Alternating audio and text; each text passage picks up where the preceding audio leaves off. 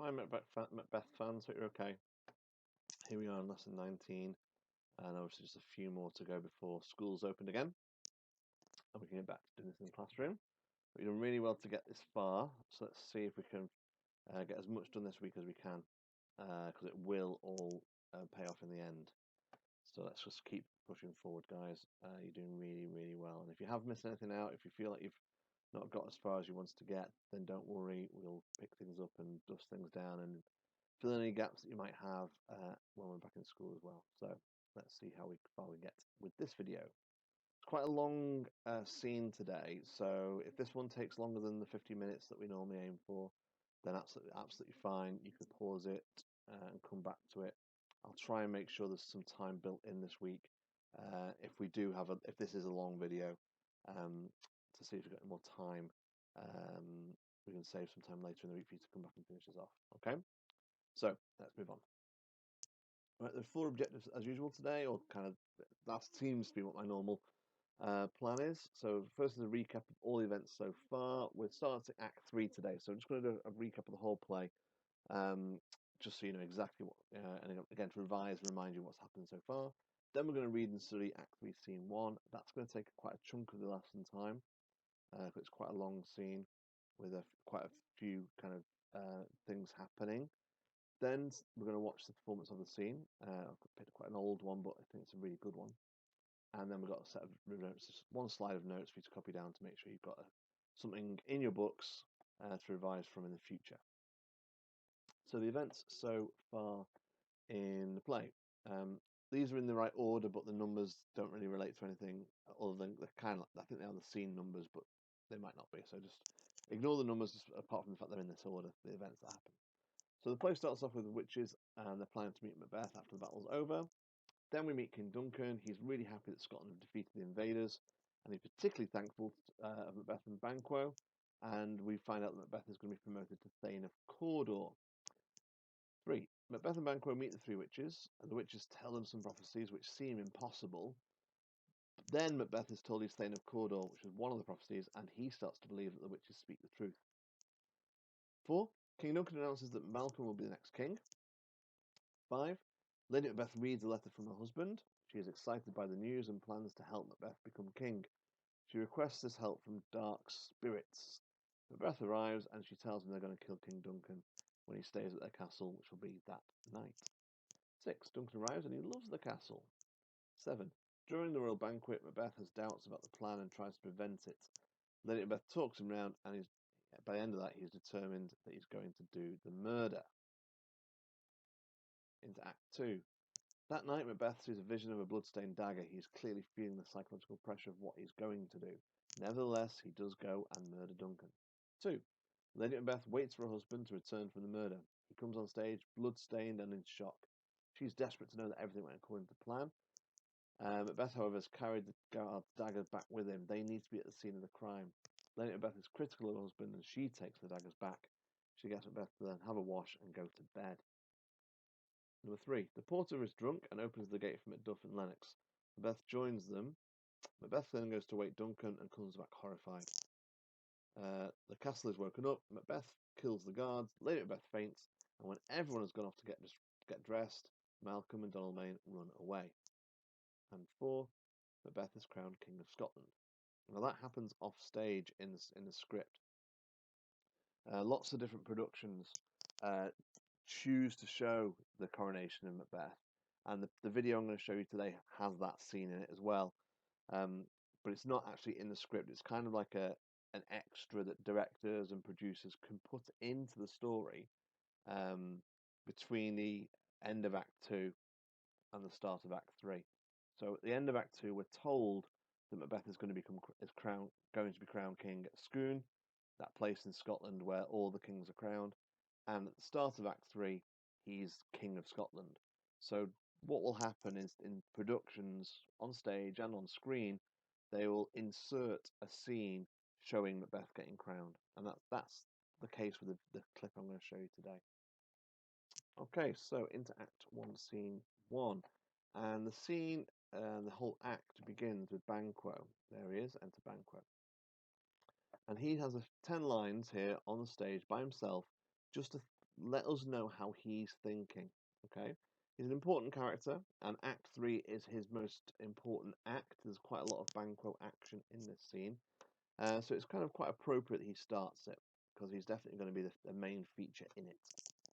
Right, so this is what he says. He's just talking to the audience and letting us know how he's thinking.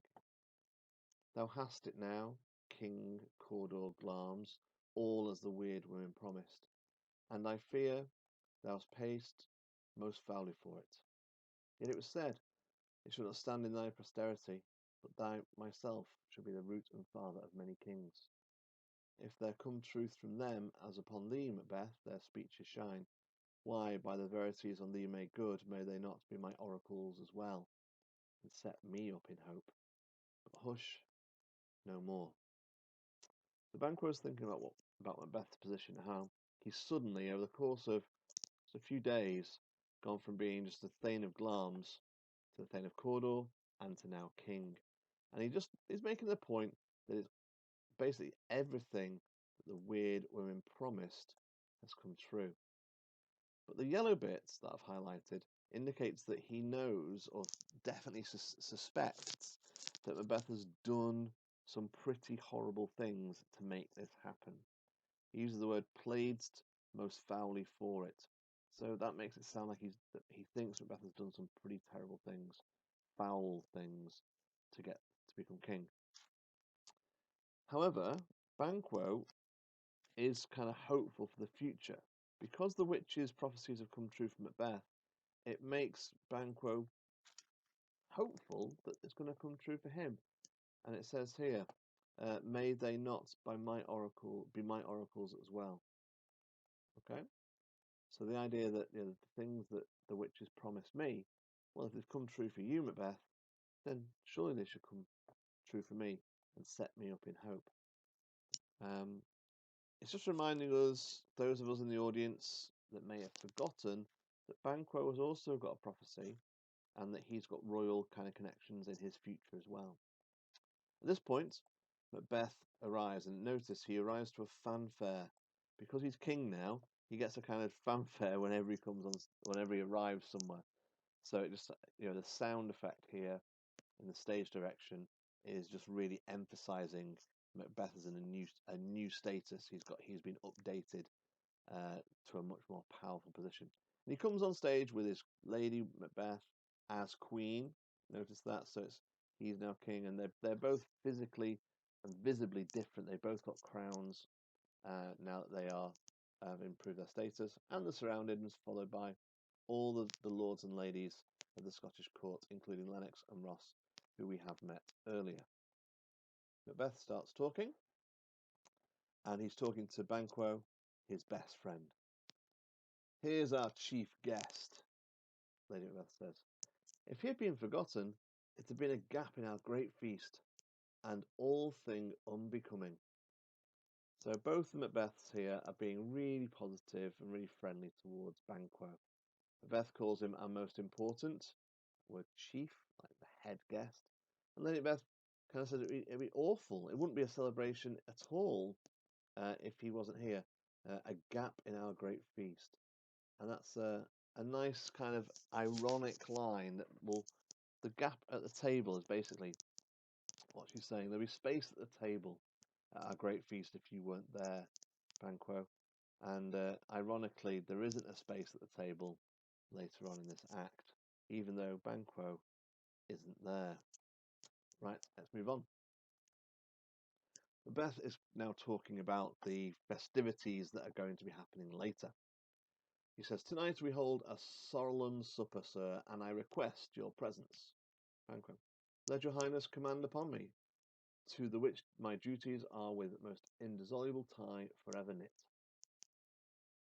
So that's a nice bit of a kind of formal language, but just confirming that Macbeth is having a celebration tonight, and he wants Banquo there.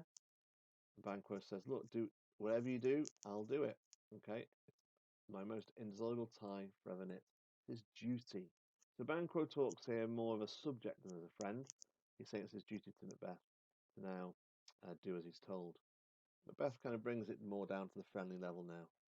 He says at line 20, "Ride you this afternoon?" Banquo says, "Aye, my good lord." Macbeth, "We should have else desired your good advice, which still hath been both grave and prosperous, in this day's council, but we'll take tomorrow. Is it far you ride?" Banquo says, "As far, my lord, as will fill up the time twixt this and supper.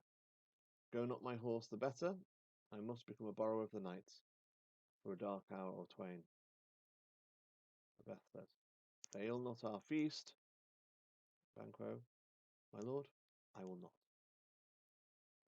So here, just a little bit of chat about what Banquo's planning on doing with the rest of the afternoon between now and the dinner, the celebration. And Macbeth asks a couple of really telling questions in this little speech. First, he wants to know, what are you going to do this afternoon? Are you going riding? So he's kind of suggesting or trying to find out what Banquo's up to. He then says, the next question is, how far are you going? Are you going very far? That's kind of what he asks here. And then he's basically finding out something in this little chat, little details about Banquo's plans. And it's going to become apparent soon why he is wanting to find out these little bits of information. Let's move on. Macbeth then talks here about Donalbain and Malcolm. He says, "We hear our bloody cousins are bestowed in England and in Ireland, not confessing their cruel parricide, filling their hearers with strange invention. But of that tomorrow, when therewithal we shall have cause of state craving us jointly. Hie you to horse, sorry. Adieu, till you return at night. Goes Fleance with you?" "Ay, my good lord, our time does call upon us." Macbeth, "I wish your horses swift and sure on foot, and so I do command you to their backs. Farewell." Exit Banquo. Macbeth carries on. "Let every man be master of his time till 7 at night, to make society the sweeter welcome. We will keep ourselves till supper time alone. While then, God be with you." Exeunt all except Macbeth and a servant. Macbeth calls to the servant, "Sirrah, a word with you. Attend those men, our pleasure." Servant, "They are, my lord, without the palace gate. Bring them before us," says Macbeth.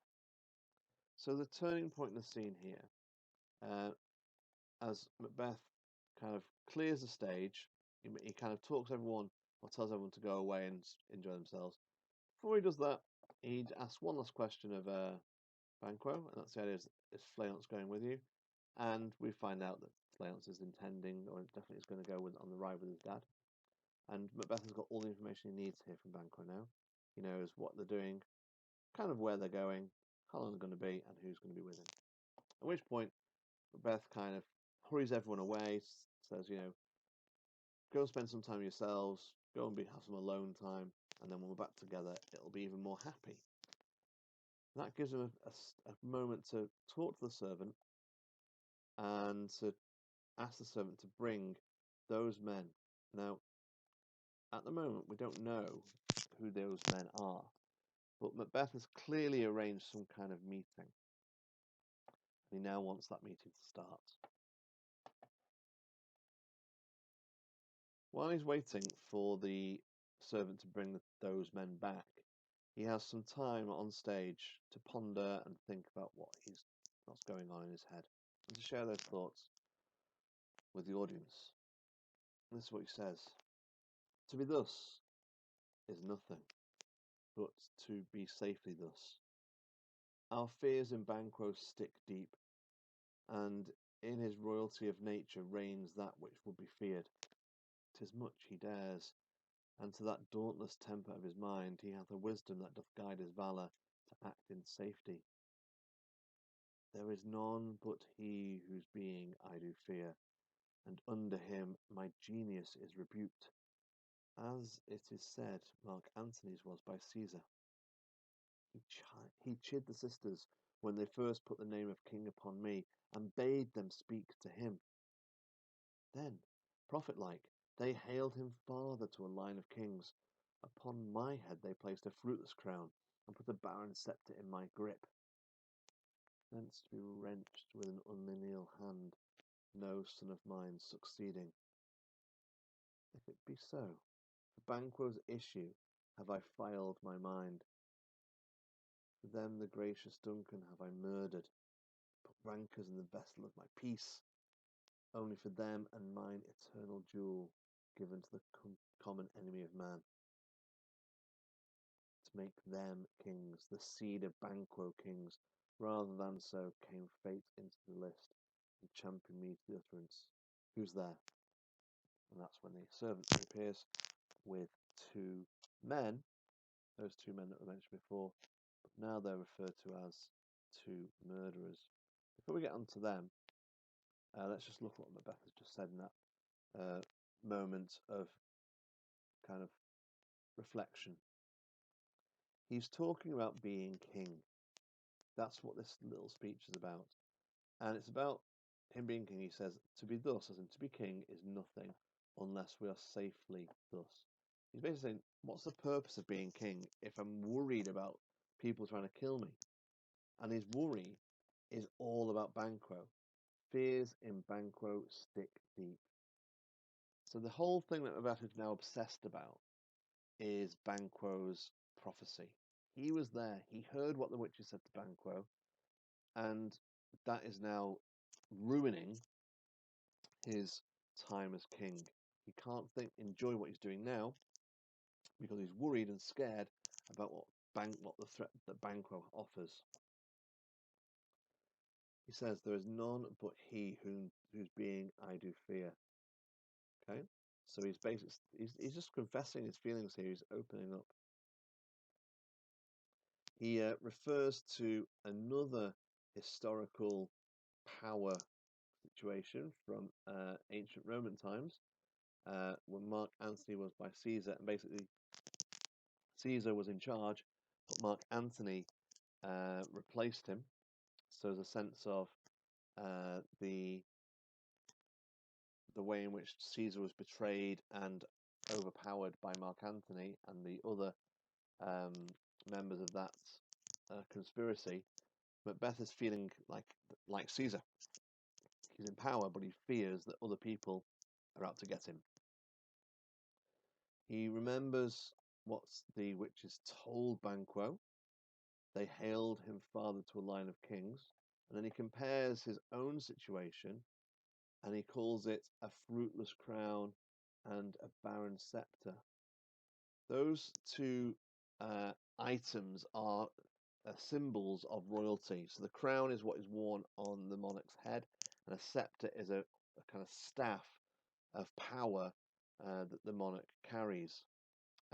Those two nouns, crown and scepter, have been preceded by adjectives, and they're both adjectives indicating a lack of future, a lack of children. So fruitless crown suggests that the crown that Macbeth's wearing will not bear fruit, will not produce the next generation. And a barren scepter, well, barren means that nothing grows. A desert is a barren area, suggesting that nothing can grow there. So again, both those adjectives are describing the idea that Macbeth will not pass on the crown to his own child. He's now thinking about his future, and it's dawning on him that he hasn't got anyone, and he won't have anyone to pass the crown on to. He says, as he keeps going, he then again turns back to the idea of Banquo, and he says here, for Banquo's issue have I filed my mind. So the idea that it's Banquo's kids that Macbeth is actually benefiting here. What he's done is going to benefit Banquo's children. Issue meaning the ones that follow Banquo. Filed is an interesting verb. It could mean ruined. It could mean kind of destroyed. He's saying that he's ruined his mind. It could mean he's kind of put his mind into a filing system, like he's literally categorized his mind as being faulty. Or filed also means if you have a file, like a nail file, or like a file in woodwork, you're wearing down something. So you're kind of chipping away and damaging his mind. So however you look at it, that word filed, I think it's quite a negative verb, suggesting that he's damaged his mind for Banquo's children's benefit. He says, put rancors in the vessel of my peace. Rancors are kind of troubles and problems. He's ruined his own peace, basically. He's ruined his own kind of happiness by killing Duncan. And he calls these things here, his soul, my eternal jewel. Remember, the idea of that the soul is that it's the eternal part of someone, and when you die, your soul lives on. Now, the thing with the soul, when you die, if you believe in Christianity, then your soul goes to heaven or to hell. And Macbeth is saying here, given his soul to the common enemy of man. That means the devil. So basically, Macbeth is saying, look, I've killed Duncan, and I've not only ruined my own happiness now, but I've also ruined my eternal happiness by going. I'm now going to go to hell, and spend the rest of my eternity with the devil, just to make Banquo's kids king. And he's now getting really angry at the end there, really emotional at the end of the speech. The seed of Banquo kings. Okay, so he's really quite emotional. He's really quite angry and upset. And with that in mind, the servant arrives back on stage with the two murderers, and Macbeth says to them, "Go to the door." Or says to the servant, I should make that clear. Now go to the door and stay there till we call. So basically, he's got the servant is now has gone on the other door. Is going to guard the door and not come back into the room until Macbeth calls him. So Macbeth now kind of questions the murderers and whether they've got the right kind of personality that he's looking for. He says, "Aye, in the catalogue ye go for men, as hounds and greyhounds, mongrels, spaniels, curs, shugs or shows, I'm not sure, water rugs and demi-wolves are all clept all by the name of dogs. The valued file distinguishes the swift, the slow, the subtle, the housekeeper, the hunter, every one according to the gift which bounteous nature hath in him enclosed, whereby he does receive particular addition from the bill that writes them all alike." So Macbeth is there saying, you know, yeah, you two murderers, you say you're men, but there's lots of different types of dogs, and therefore, are you one of these? Are you a fast dog, a slow dog, subtle dog, a kind dog? What kind of dog? There's lots of different types of dogs, and that's the same with men. And so of men. Now, if you have a station in the file, not in the worst rank of manhood, say it, and I'll put that business in your bosoms, whose execution takes your enemy off, grapples you to the heart and love of us, who wear our health but sickly in his life, which in his death we're perfect. So, after saying, all these different types of different breeds of dogs or characters that dogs have, Macbeth basically says that if you are not the worst type of men, then I'm gonna give you something extra. I'm gonna give you the plan that's gonna make you want to do this murder, and that's gonna make you feel better, and it's gonna make me feel better as well. So the murderers now speak. The second one speaks first. "I am one, my liege, whom the vile blows and buffets of the world have so incensed that I am reckless what I do to spite the world." So basically, he says, "Look, I've had such an awful experience of life. I'm so angry that I'll do whatever I'll do whatever I want. I'm out of control, kind of thing. I don't care anymore." The first murderer says, "And I another, so weary with disasters, tugged with fortune, that I would set my life on any chance to mend it or be rid of it." So he's saying there that he's had such a bad life, he feels like he's had such bad luck and kind of one problem after another, that he'd do anything just to try and make something better. But Beth now speaks. "Both of you know Banquo was your enemy." Together, "True, my lord." Beth carries on. "So he is mine.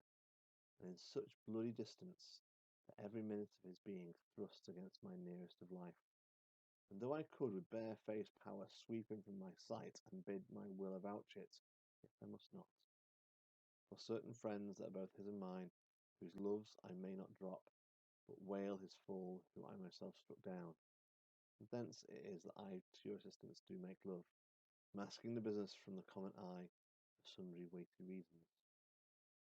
But that basically says that he could kill Banquo easily, but if he did so, politically, it would be awful because people who like Banquo will be able to damage Macbeth. He just can't afford to have that kind of mess now that he's king.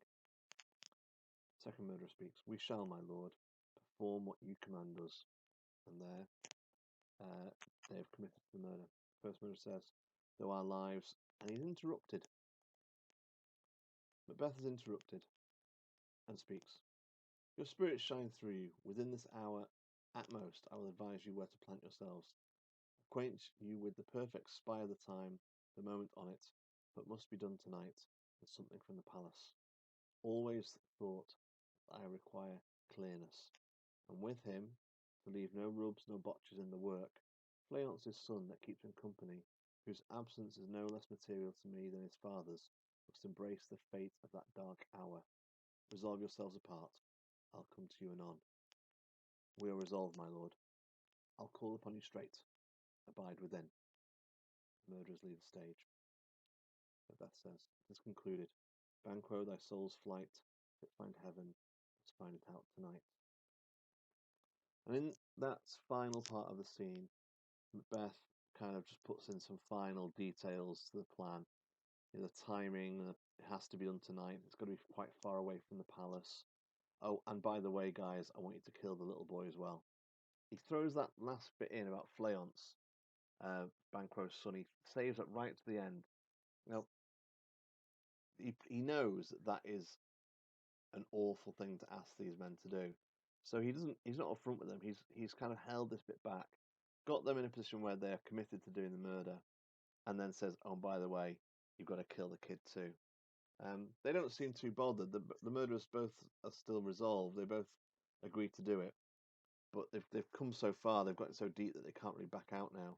And if they did, that would put their own lives at risk. So Macbeth has really manipulated them here, got them to thinking that the murder is going to be one thing, and then in the last moment twists it into something a little bit extra and worse than they originally thought. So we're now going to watch a performance of the scene. It's about 10 minutes long or thereabouts, and I've put some notes on the slide as well, so you can just kind of track what's going on as we go through it. I'll play it through with you now, and hopefully you enjoy it.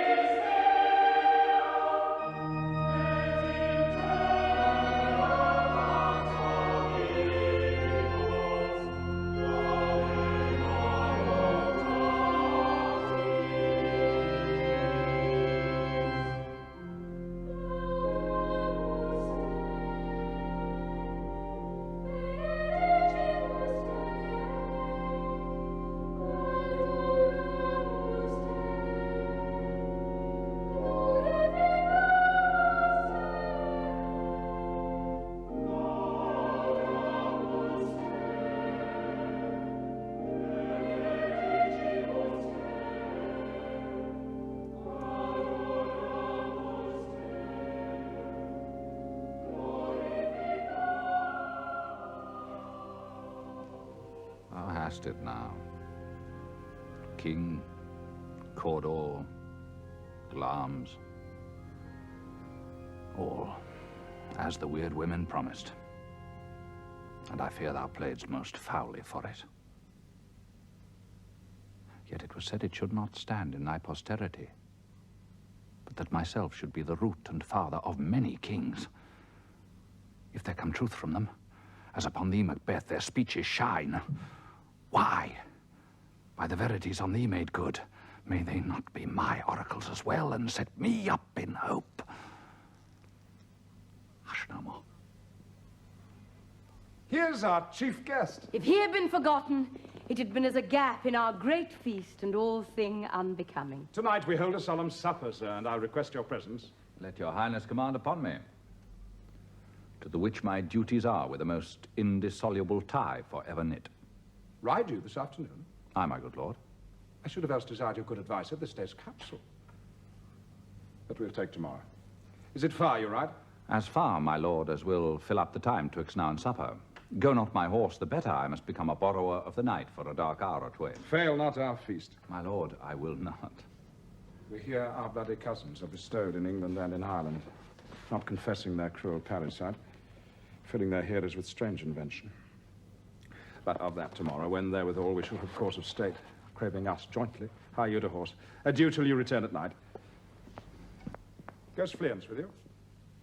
Aye, my good lord. Our time does call upon us. I wish your horses swift and sure of foot, and so I do commend you to their backs. Farewell.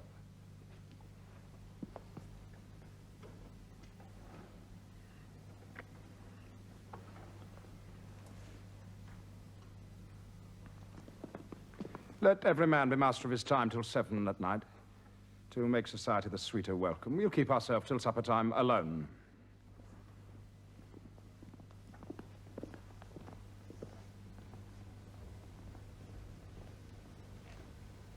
Well, then, God be with you.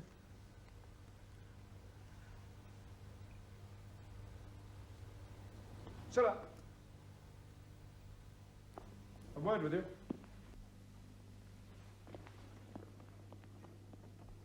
Attend those men, our pleasure. They are, my lord, without the palace gate. Bring them before us. To be thus is nothing, but to be safely thus. Our fears in Banquo stick deep, and in his royalty of nature reigns that which will be feared.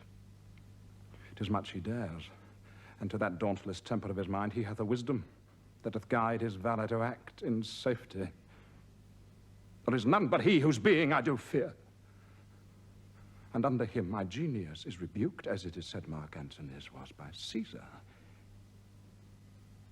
He chid the sisters when first they put the name of king upon me, and bade them speak to him. Then, prophet-like, they hailed him father to a line of kings.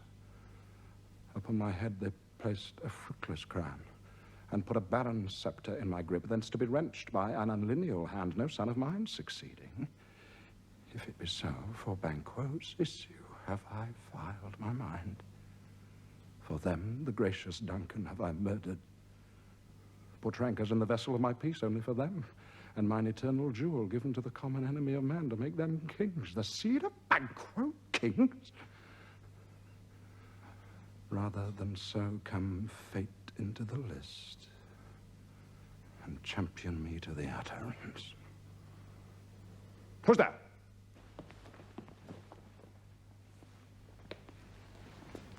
Now go to the door and stay there till we call. Was it not yesterday we spoke together? It was, so please your highness. Well, then, now, have you considered of my speeches?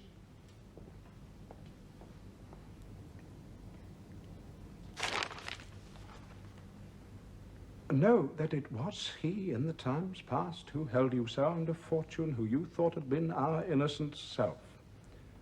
This I made good to you at our last conference.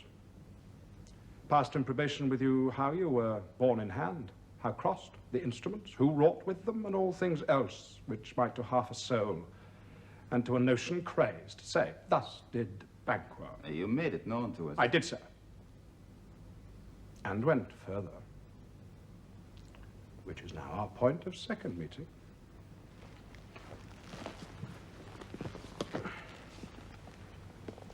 Do you find your patience so predominant in your nature that you can let this go? Are you so gospelled to pray for this good man and for his issue, whose heavy hand hath bowed you to the grave and beggared yours forever? We are men, my liege. Aye, in the catalogue, ye go for men. as hounds and greyhounds, mongrels, spaniels, curs, shuffs, water rugs, and demi-wolves are kept all by the name of dogs. The valued file distinguishes the swift, the slow, the subtle, the housekeeper, the hunter, every one according to that gift which bounteous nature hath in him closed, whereby he does receive particular additions from the bill that writes them all alike. And so of men.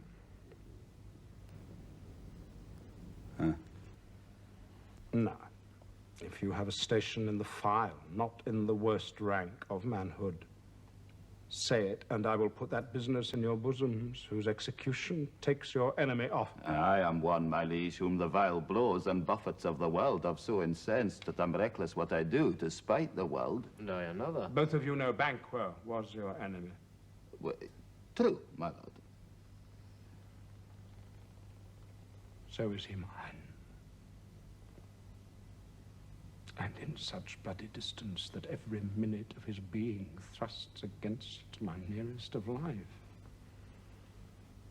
And though I could with barefaced power sweep him from my sight and bid my will avouch it, yet I must not, for certain friends who are both his and mine, whose loves I may not drop, but wail his fall, who I myself struck down.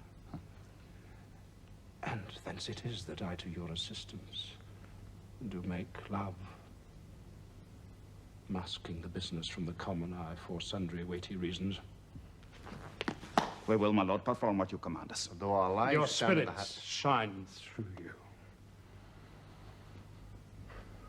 Within this hour, at most, I will acquaint you where to plant yourselves, advise you of the perfect spy of the time, the moment on it, for it must be done tonight, and something from the palace. Always thought that I require a clearness. And with him to leave no rubs nor botches in the work. Fleance, his son, who keeps him company, whose absence is no less material to me than is his father's, must embrace the fate of that dark hour. Resolve yourselves apart. I'll come to you anon. We are resolved, my lord. I'll call upon you straight. It is concluded.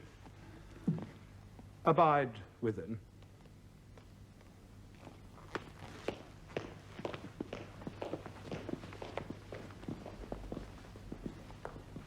Banquo, thy soul's flight, if it find heaven, must find it out tonight.